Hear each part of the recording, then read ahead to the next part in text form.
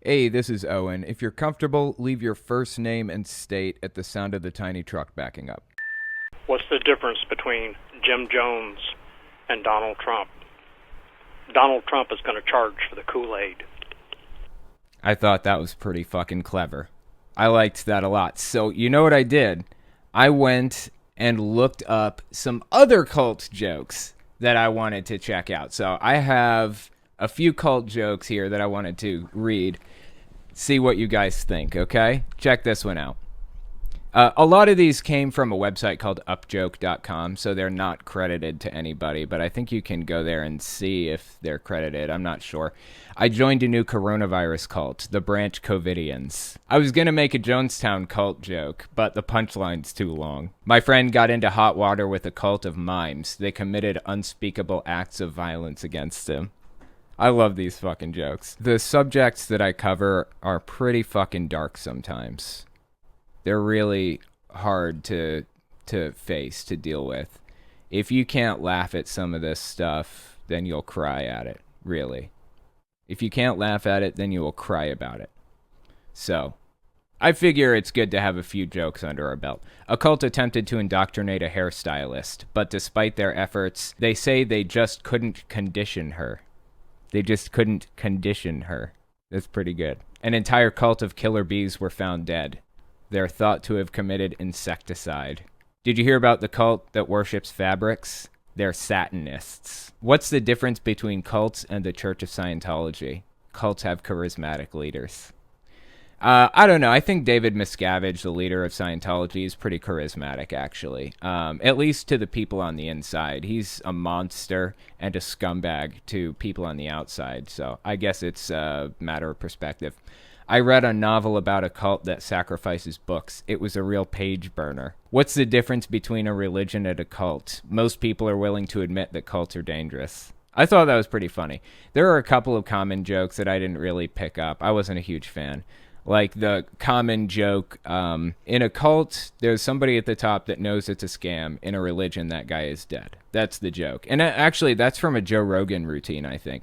I don't really like that joke because it's inaccurate. That's not the difference between a religion and a cult. It leads to a lot of misinformation about my field.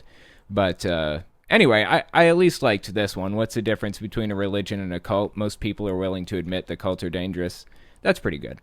Avoid dangerous cults. Practice safe sects. SECTS. Have you heard about the pogo stick cult? Profits have gone through the roof. There is a new cult called the Order of the Follicle that worships human hair. Shaving is considered heresy. Heresy. I thought that was pretty good too. Well, I posted this on my channel, my community tab or whatever. And I actually got some really fucking good jokes from people there. So I figured I'd pull it up and credit some of them. They are really fucking funny. Jehovah's Witnesses don't celebrate Halloween. I guess they don't like random strangers knocking on their door. That was from Sun Tzu. This one is Caps Lock Pundit. In honor of Jehovah's Witnesses and LDS missionaries, we will offer a series of knock-knock jokes. What's this? Clip clop, clip clop, clip clop, silence. A drive-by Amish shunning. If Jehovah had a good lawyer, he wouldn't need so many witnesses. That one's from Damien Mendez. Why did the Mormon cross the road? To get to the other bride. How many Trump supporters does it take to screw in a light bulb? Answer, none. Trump tells them that it's fixed, and they applaud him in the dark. That one was from Joey Martin. Thank you, Joey Martin, for that one. That was really good. What's a Jehovah's Witnesses' favorite band? The Doors. Somebody said, just make it 99% dad tier cult puns. I think I've lived up to that, right? I'm pretty comfortable with how it went. I think they were dad tier cult puns. This is Master Jeep calling from Birmingham, Alabama. Got a question for you. I was looking at one of your a video about Jehovah's Witness. Is it true y'all had to sit during the Pledge of Allegiance? Y'all couldn't stand? I found that very unusual because the football player that kneeled during the pledge, they gave him a lot of heartache about it. But if there's millions of Jehovah's Witnesses that sit during the pledge, I've never heard that before. Enjoy your show. Long-time fan. Thanks. Yeah, I appreciate that. The answer is no. We didn't have to sit during the pledge. Not in my congregation, but this is one of those things that's kind of an intercongregational set of ethics or values or morals or whatever.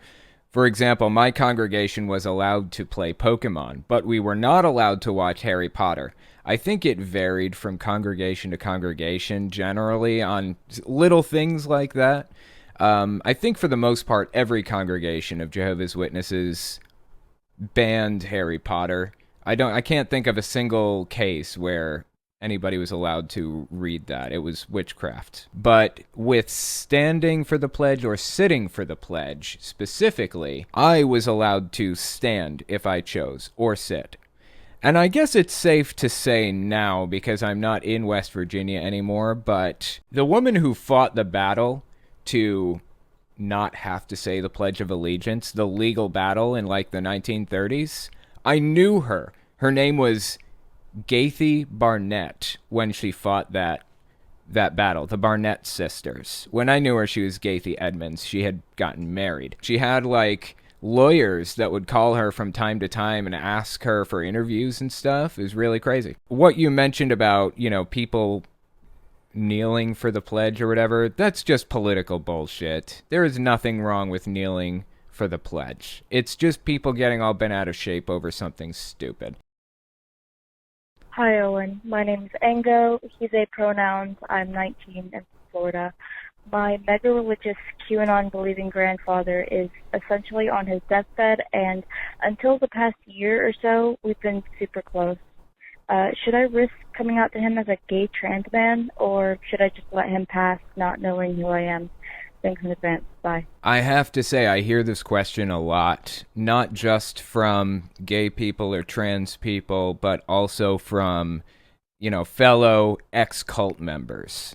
They say, should I tell my grandfather or my parents or whatever that I don't believe anymore? It's basically a trade-off. I don't know your situation, and I don't know your grandfather or your specific case, so I can't really give you advice since I don't know it. But I'll tell you that the trade-off that you have to face is the possibility that he is not going to like what he hears. My wife is bi and has had to worry about whether or not to tell her grandparents about who she really is, for example. Ultimately, I think she decided just to not tell them because based on who they are, based on who your grandfather is, QAnon, like you said, there is basically 0% chance that her grandparents would accept that fact about her. You have to know going into this situation, there will be very little payoff for you, likely. It's a tough situation, and I don't want you to get hurt from the fallout. So be careful with it, and hopefully you find some peace with it. Good luck.